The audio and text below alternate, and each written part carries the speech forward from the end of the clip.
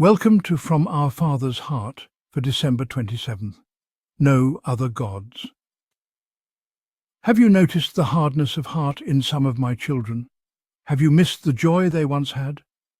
Do you see the unrest settling in my church as they begin to trust the world's ways for their security? So many are working harder to get ahead when I am calling them to spend time with me. So many are working for the things they have purchased to calm their unrest.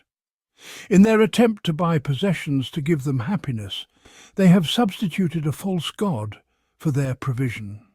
That God has never really met their needs and is powerless as things become darker.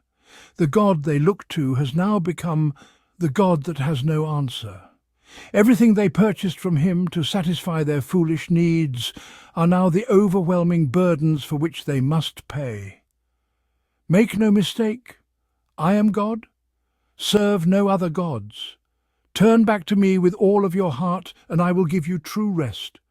Turn completely to me, and I will give purpose to your life. Joshua 24:15 NIV. But if serving the Lord seems undesirable to you, then choose for yourselves this day whom you will serve, whether the gods your forefathers served beyond the river or the gods of the Amorites in whose land you are living. But as for me and my household, we will serve the Lord. Psalm 25:12-14 NIV. Who then is the man that fears the Lord? He will instruct him in the way chosen for him. He will spend his days in prosperity, and his descendants will inherit the land. The Lord confides in those who fear him. He makes his covenant known to them. Proverbs 28:14 Amplified. Blessed, happy, fortunate, and to be envied is the man who reverently and worshipfully fears the Lord at all times, regardless of the circumstances. But he who hardens his heart will fall into calamity.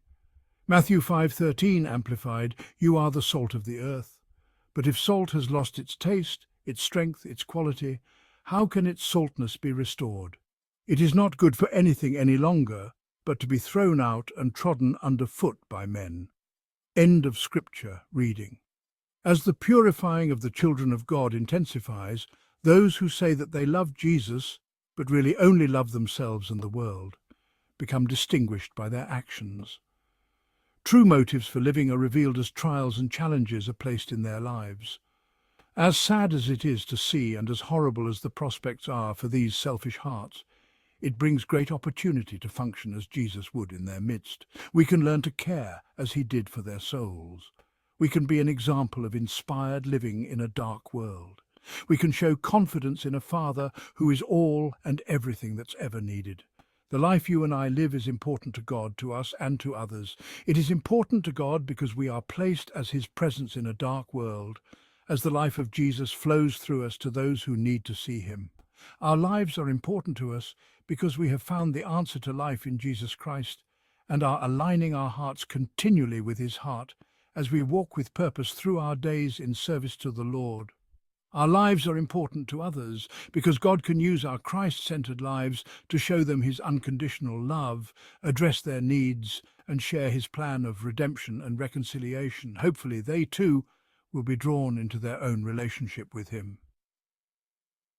Teach me to not waste a minute of my life, Lord. The Lord bless you and keep you. The Lord make his face shine upon you and be gracious to you. The Lord lift up his countenance upon you and give you peace.